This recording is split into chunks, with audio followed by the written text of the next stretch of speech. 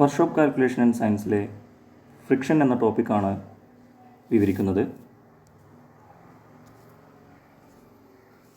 Friction plays important role in your daily life. It would not be possible to walk without friction between our foot and floor, and vehicles are able to run because of friction between the wheels and road. Friction അഥവാ ഘർഷണത്തിന് നമ്മുടെ daily ലൈഫിൽ important റോളാണുള്ളത്. നമ്മളെ വഴുതി വീഴാതെ നടക്കുവാൻ സഹായിക്കുന്നത് കാൽപാദവും ഫ്ലോറും തമ്മിലുള്ള ഫ്രിക്ഷൻ കാരണമാണ്. അതുപോലെ തന്നെ വാഹനങ്ങൾ ഓടുന്നത് അതിൻ്റെ ടയറും റോഡും തമ്മിലുള്ള ഫ്രിക്ഷൻ ഉള്ളതിനാലാണ്. Friction is caused by the irregularities on the two surfaces in contact. രണ്ട് സർഫസുകൾ തമ്മിൽ ഇറഗുലാരിറ്റി അഥവാ ക്രമരഹിതമായതാണ് ഫ്രിക്ഷൻ ഉണ്ടാവുന്നതിന് പ്രധാന കാരണം. അടുത്തത് ഫ്രിക്ഷൻ എന്താണെന്ന് നമുക്ക് നോക്കാം. It is the force of resistance offered to motion whenever two surfaces move or try to move over each other. രണ്ട് സർഫസുകൾ തമ്മിൽ പരസ്പരം തെന്നി നീങ്ങാൻ ശ്രമിക്കുകയോ ചെയ്യുമ്പോൾ ആ മോഷൻ അഥവാ ചലനത്തിന് എതിരായി ഉണ്ടാകുന്ന ഫോഴ്സിനെയാണ് നമ്മൾ ഫ്രിക്ഷൻ എന്ന് പറയുന്നത്. No surfaces is absolutely frictionless എന്ന് പറഞ്ഞാൽ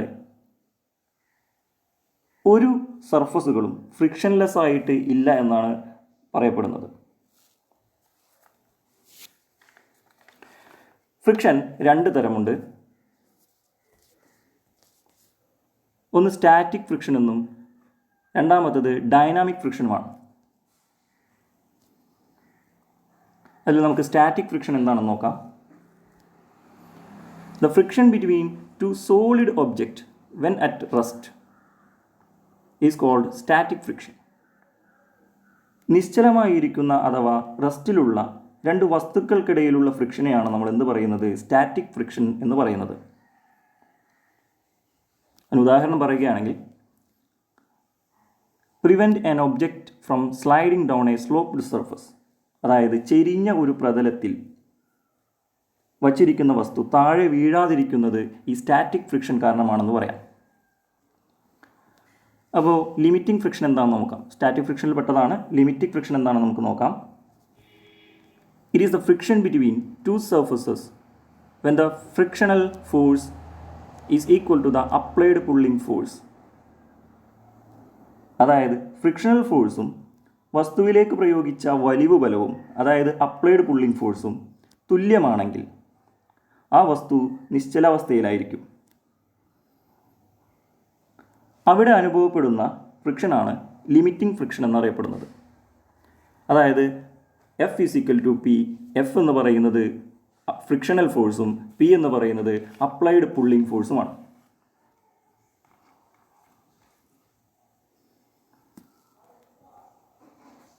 ഡൈനാമിക് ഫ്രിക്ഷൻ എന്താണെന്ന് നോക്കാം. Friction between two objects when are in motion is called dynamic friction.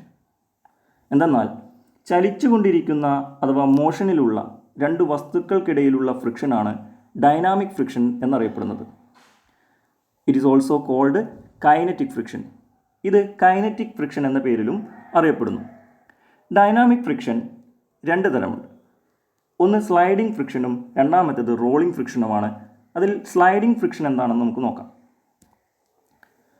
Friction experienced by an object when its slides over another object.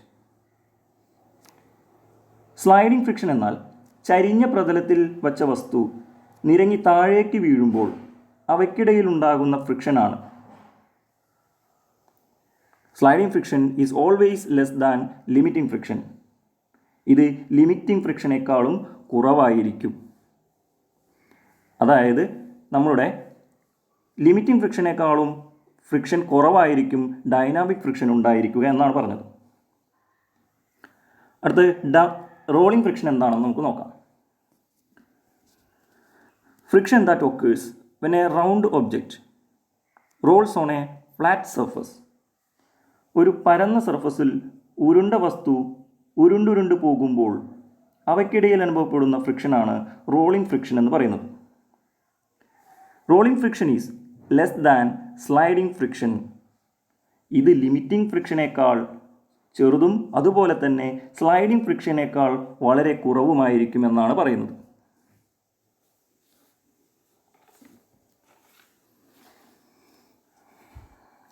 Forces acting on an object to move. ഒരു വസ്തുവിലേക്ക് pulling force അഥവാ വലിവ് ബലം പ്രയോഗിക്കുമ്പോൾ ആ വസ്തുവിൽ അനുഭവപ്പെടുന്ന ഫോഴ്സുകളാണ് താഴെ പറയുന്നത്.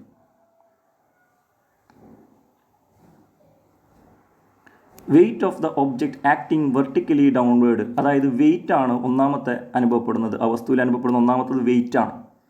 പിന്നൊന്ന് നോർമൽ റിയാക്ഷൻ ആണ്. പിന്നെ അപ്ലൈഡ് പുള്ളിംഗ് ഫോഴ്സ്, അതുപോലെ തന്നെ ഫ്രിക്ഷണൽ ഫോഴ്സ് എന്നീ 4 തരം ഫോഴ്സുകളാണ് ഒരു ഒബ്ജക്റ്റിൽ അനുഭവപ്പെടുന്നത്. അതിൻ്റെ ഫിഗർ അവിടെ കാണിച്ചിട്ടുണ്ട്, അതിൻ്റെ ഡയറക്ഷനും അതിൽ കാണിച്ചിട്ടുണ്ട്.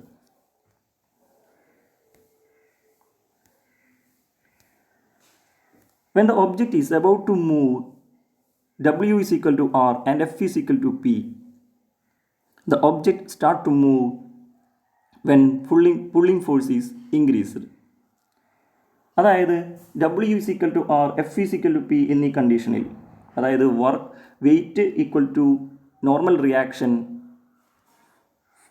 Frictional force is equal to pulling force എന്നീ കണ്ടീഷനുകളിൽ വസ്തു നിശ്ചലാവസ്ഥയിലാണെന്ന് പറയാം.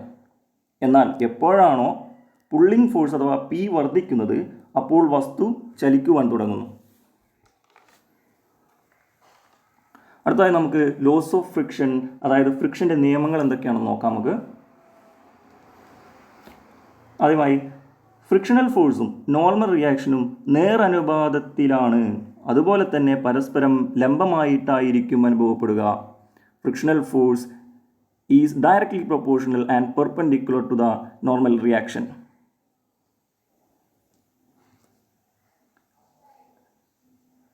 Frictional force act in the opposite to the direction of motion. അതായത് ഫ്രിക്ഷണൽ ഫോഴ്സ് വസ്തുവിൻ്റെ ചലനത്തിന് എതിർ ദിശയിലാണ് അനുഭവപ്പെടുക.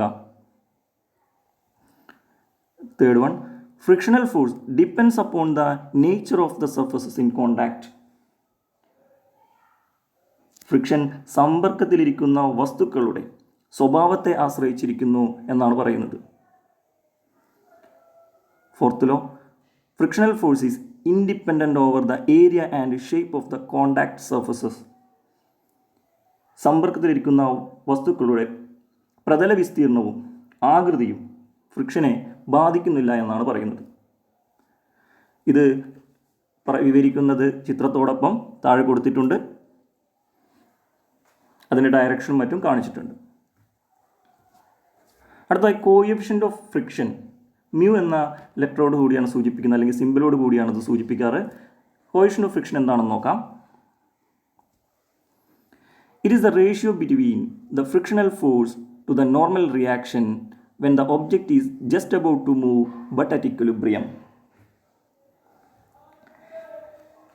നിശ്ചലാവസ്ഥയിലിരിക്കുന്നതും എന്നാൽ പരസ്പരം തെന്നി നീങ്ങാൻ ശ്രമിക്കുന്നതുമായ വസ്തുവിൻ്റെ ഫ്രിക്ഷണൽ ഫോഴ്സും നോർമൽ റിയാക്ഷനും തമ്മിലുള്ള റേഷ്യോയാണ് നമ്മൾ കോഎഫിഷ്യൻ്റ് ഓഫ് ഫ്രിക്ഷൻ എന്ന് വിളിക്കുന്നത്. It is a constant value, its value always less than 1 and it has no unit. അതായത് കോഎഫിഷ്യൻ്റ് ഓഫ് ഫ്രിക്ഷൻ എന്നത് ഒരു സ്ഥിരസംഖ്യയാണ്, അതിൻ്റെ വില എപ്പോഴും 1നേക്കാൾ ചെറുതായിരിക്കും, അതുപോലെ തന്നെ അതിന് യൂണിറ്റ് ഉണ്ടായിരിക്കുന്നതുമല്ല. അതിൻ്റെ ഇക്വേഷൻ ഫോം താഴെ കൊടുത്തിട്ടുണ്ട്. Mu is equal to F/R എന്നാണ് ഇക്വേഷൻ വരുന്നത്. അടുത്തതായി ആംഗിൾ ഓഫ് ഫ്രിക്ഷൻ എന്താണെന്ന് നമുക്ക് നോക്കാം.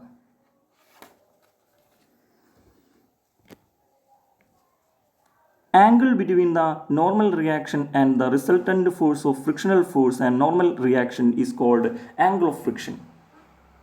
അതായത് നോർമൽ റിയാക്ഷനും ഫ്രിക്ഷണൽ ഫോഴ്സും നോർമൽ റിയാക്ഷനും കൂടി ഉണ്ടാക്കുന്ന റിസൾട്ടൻ്റ് ഫോഴ്സും തമ്മിലുള്ള കോണളവാണ് ആംഗിൾ ഓഫ് ഫ്രിക്ഷൻ എന്നറിയപ്പെടുന്നത്. അതിൻ്റെ ടാൻ വില താഴെ സൂചിപ്പിക്കുന്നുണ്ട്. Tan theta is equal to F/R.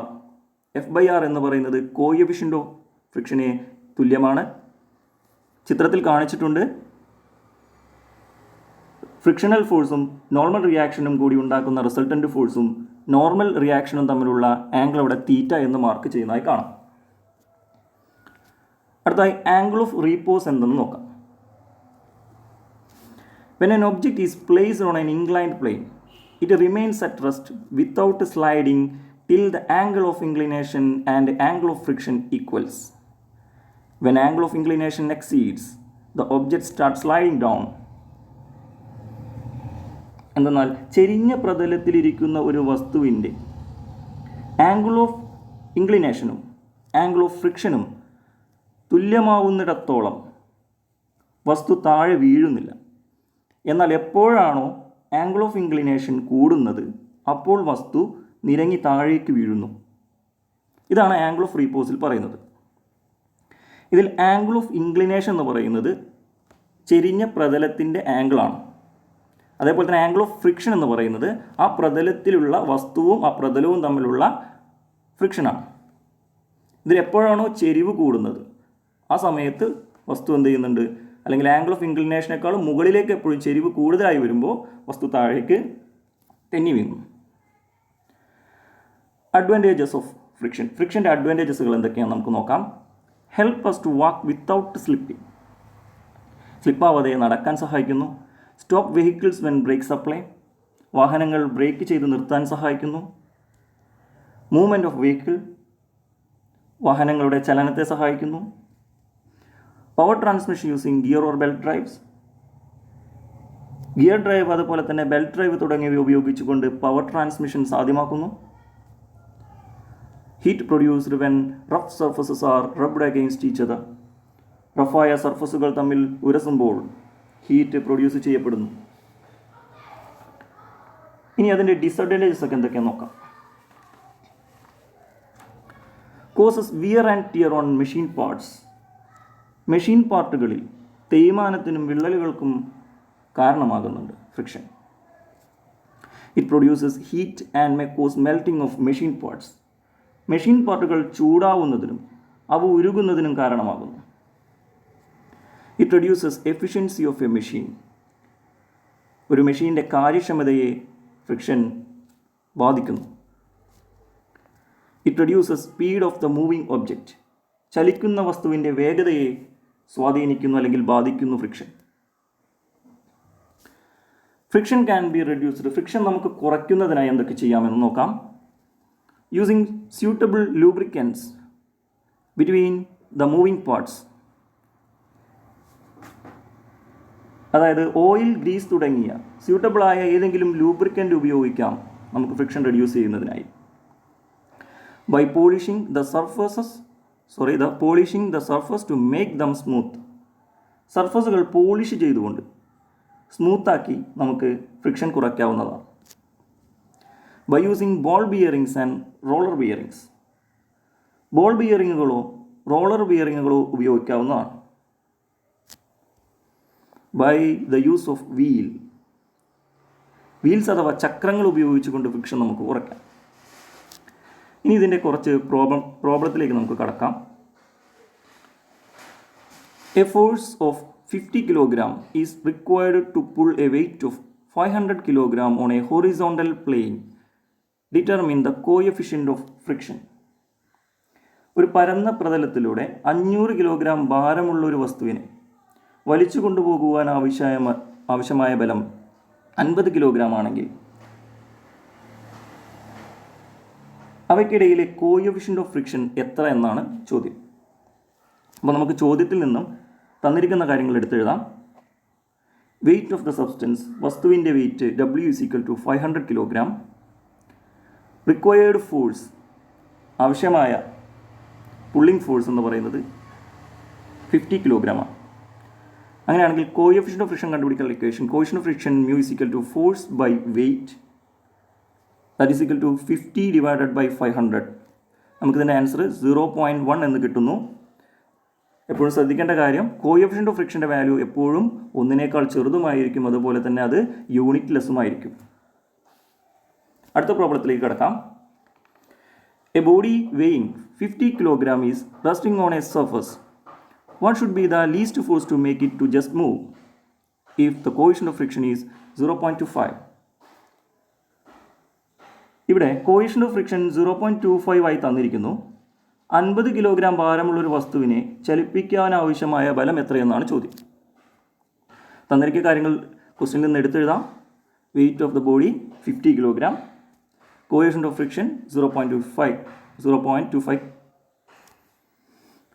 അങ്ങനെയാണെങ്കിൽ നമുക്കറിയുന്ന equation coefficient of friction mu is equal to F/W ആണ്.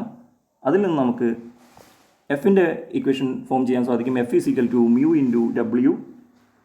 വാല്യൂ അപ്ലൈ ചെയ്താൽ 0.25 into 50 is equal to 12.5 kilogram.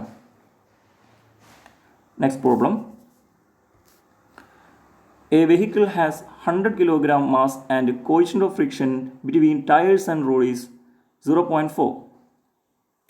What is the maximum braking force or retarding force which can stop the vehicle on road? 100 kilogram ഭാരമുള്ള ഒരു വാഹനത്തിൻ്റെ ടയറും റോഡും തമ്മിലുള്ള coefficient of friction 0.4 ആണ്. എങ്കിൽ ആ വാഹനം നിർത്തുവാൻ ആവശ്യമായ ബ്രേക്കിംഗ് ഫോഴ്സ് എത്രയെന്നാണ് ചോദ്യം. തന്നിരിക്കുന്ന കാര്യങ്ങൾ weight is equal to 100 kilogram. ഇത് വെച്ച് നമുക്കതിൻ്റെ ഉത്തരം കണ്ടുപിടിക്കാം. നമുക്ക് കോയിഫിഷ്യൻ്റ് ഓഫ് ഫ്രിക്ഷൻ അറിയാം 0.4 ആണ്. ദെൻ ഫോഴ്സ് വെച്ചൊരു equation F is equal to mu into W is equal to 0.4 into 100 is equal to 40 kg. Okay, thank U.